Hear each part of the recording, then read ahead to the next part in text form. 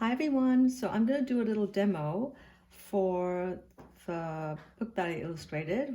I want to be a Gutsy Girl's ABC, published by Second Story Press. I'm going to do the front of the cover, the little girl, and I'll take you through the steps. The material that I use for this is a combination of gouache and a watercolor. So I have, I like using Winsor & Newton products. Gouache is actually the best pigments. And then I use PWC watercolors, which are really great pigment-wise too. And then I use a combination of brushes, thick and thin, depending on my needs. I've squeezed the paint out in my palette here. And I have my watercolor pan, my trusted friend, and you can tell I've used it for years and years. It's a total mess, but I love it. It's Winsor & Newton watercolor pans, and the quality is excellent. So here I go. I'm gonna wet my brush a little, and I'm gonna start by painting her face. Try and get the skin tone. Skin tones are not always that easy. So there's a bit of trial and error, and if you're not totally sure about what you're doing, I would strongly advise you to make some color and just test it on a piece of white paper before you're satisfied. So I'm just going to test it here, okay? I quite like this color. It's a combination of a little bit of a titch of brown and a bit of yellow ochre and some white, and you play around the colors and eventually you get what you want, right? So I'm going to use this on her face now. I've drawn her out ahead of time with a lead pencil. I traced her and I put the image on a light box, and I traced over that on my watercolor paper.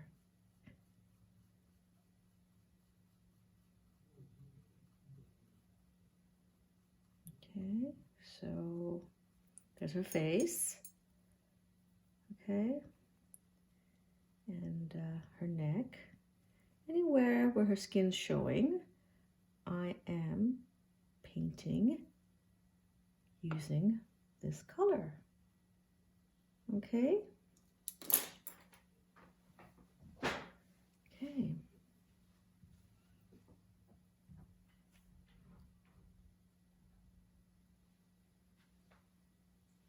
So I've got her feet.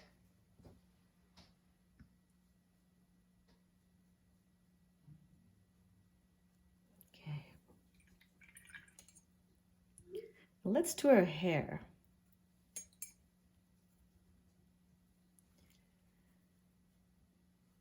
Initially some broad strokes, broad and a light wash.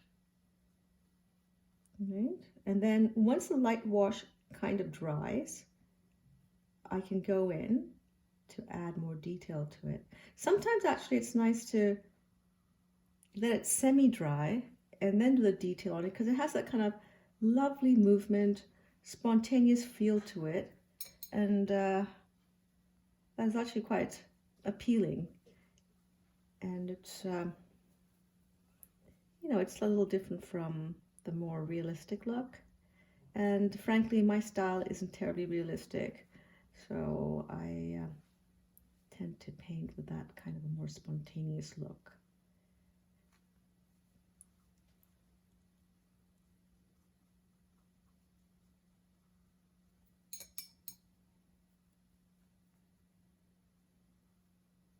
Ponytail or the pigtails.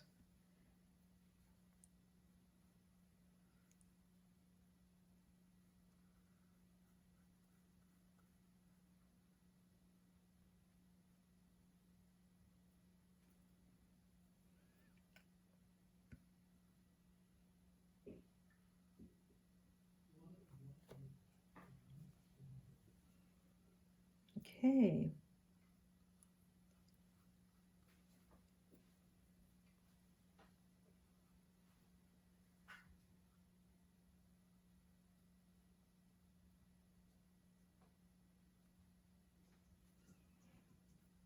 So I'm going to let that dry for a bit. Meanwhile, I'll tackle her cape. Let's do her cape.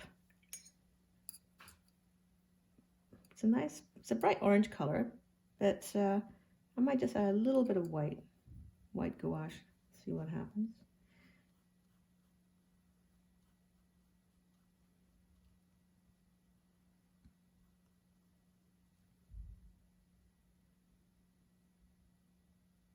The watercolor, you tend to have to work very quickly so that it doesn't dry. That is, if you're trying to work on top of it, because when it dries, it kind of becomes, it loses its movement if you overwork it. So it's best to work on it when it's a little on the wet side. But in this case, it's a little different because I'm also using gouache paint, which is an opaque medium, and that actually balances that whole watercolor look. You know, so there we go. There we go. It keeps almost done.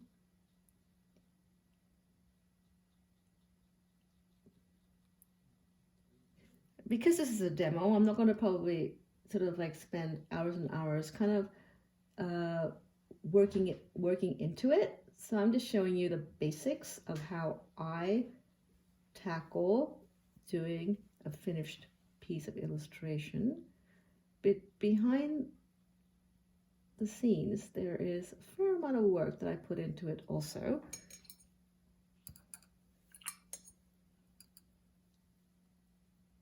You know, there's kind of like, once it dries, I'm going to outline it. So it has more detail to it. Sometimes I work with color pencils to give it that extra sharpness.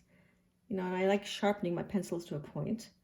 And then I like working with water-soluble color pencils too, which are really nice. Actually, you should go and get yourself some, because they actually they work like watercolor paints, but they have the flexibility of working as regular pencils too. So it's quite wonderful, quite magical. Faber-Castell does a really great selection of color pencils that I recommend highly.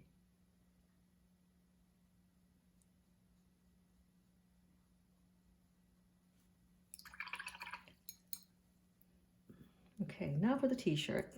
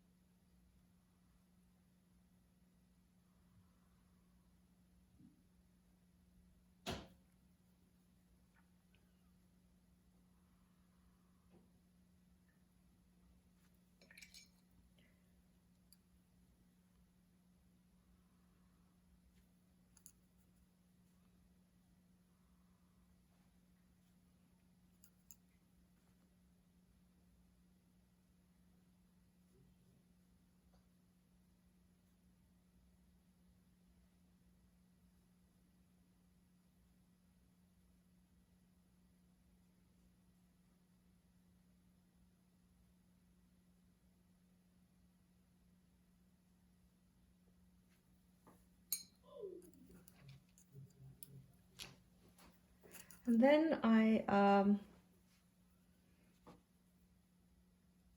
finish off this side of the arm.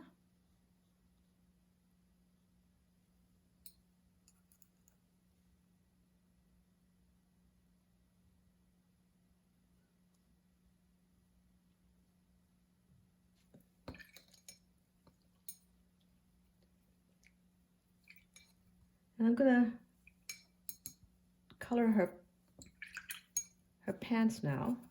She's wearing denim, so I'm going to use a denim-y color.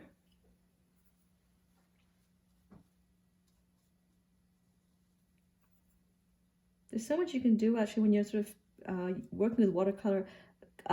truly watercolor pencils complement watercolor paints very nicely, because you know, if you want to sort of add more texture to it, you can layer it with little tiny little strokes, which I probably will do later on once it's dried, to make it look like denim. It can be really cool.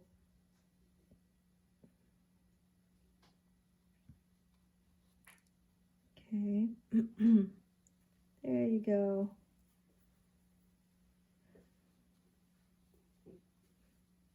So this piece really has a contrast between, you know, sort of more opaque colors and more watercolory colors. And I'm going to give the shoes a little bit of color too. I'm painting them pink. I guess you can hear my dog barking in the background. You just have to ignore that. She does bark a lot. Anyway, there we go. Some pink shoes. Look at that. Look at that. Pink shoes. My favorite color, actually, one of my favorite colors is pink. I love the color pink. It makes me happy. There we go. And now I'm going to introduce a thinner brush because I need to add a bit more detail to things here. Okay.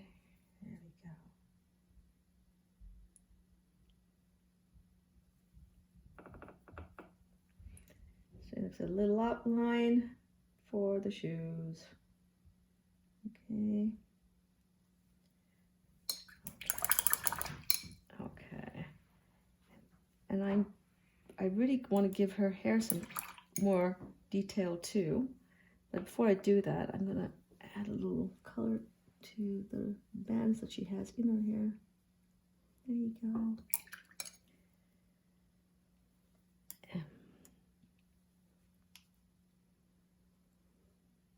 See, what's happened here is the paints have dried, and it gives me some scope to add a bit more layering to it that creates a nice depth to the piece of art.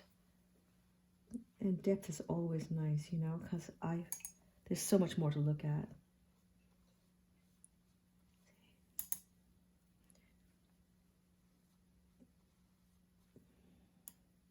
You can pull through a piece of, you know, when you're working with paints, you can take a dry brush even and pull through wet paint, and it kind of gives you that kind of lovely, feathery, bristly look. That's pretty nice. There you go.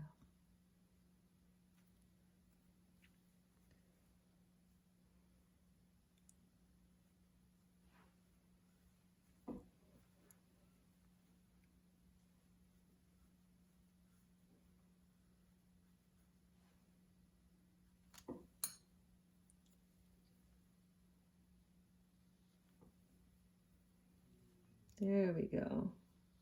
It's almost done. Almost there. All we need to do now is outline the piece, which I will. And that'll just kind of make it look like it's ready to pop off the page. Sometimes, you know, outlining really is necessary for certain types of illustrations. Okay, so what I'm going to do now is I'm going to use a very, very thin brush, and I'm going to show you how I outline my pieces of art. Okay, so here we go.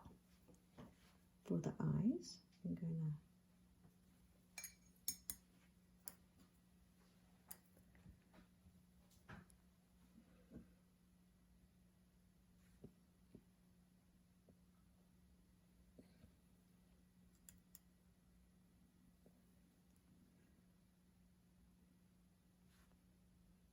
eyebrows. I'm going to use a darker brown to do her mouth and her nose, because I don't want it to kind of be done in black, because the original art isn't in black, and I want to stay as close as I can to the original art. The nose and the mouth. Okay, and I'm going to outline her face in the same color too as her mouth and her nose. It's like a soft brown color. It's watercolors. And then I'm going to outline her hand.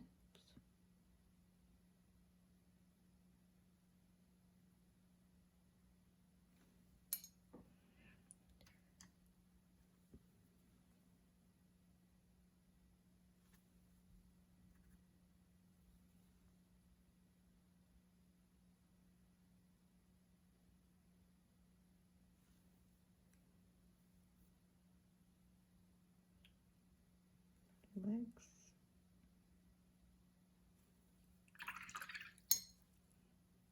I kind of used a darker version of every color to outline. I haven't outlined everything in black because it just, you know, for me, I like that because it kind of gives it a bit more subtlety and it's not so obvious. So for a cape, I've kind of mixed a little black into the orange and I get this kind of effect, this color, and I quite like it actually.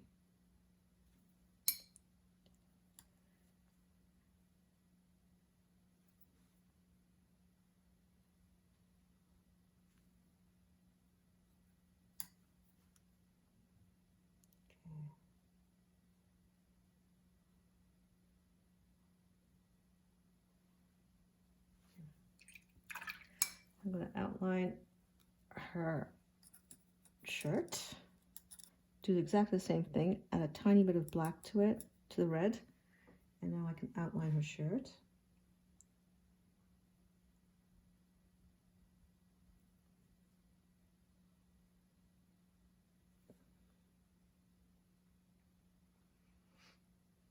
There we go.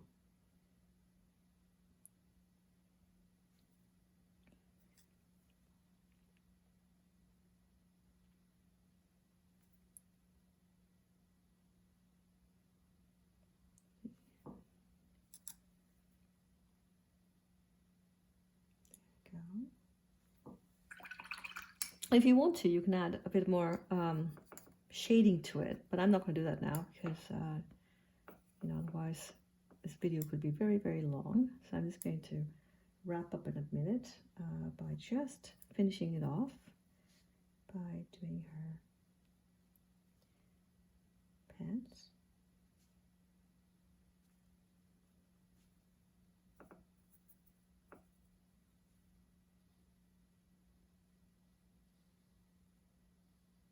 Go. And I'm just going to do the final touch with a color pencil. The color pencil is a Derwent color pencil. I just want to give her a bit of rosiness to her cheeks that I have on the picture, on the illustration. To show you how color pencils complement watercolors so nicely.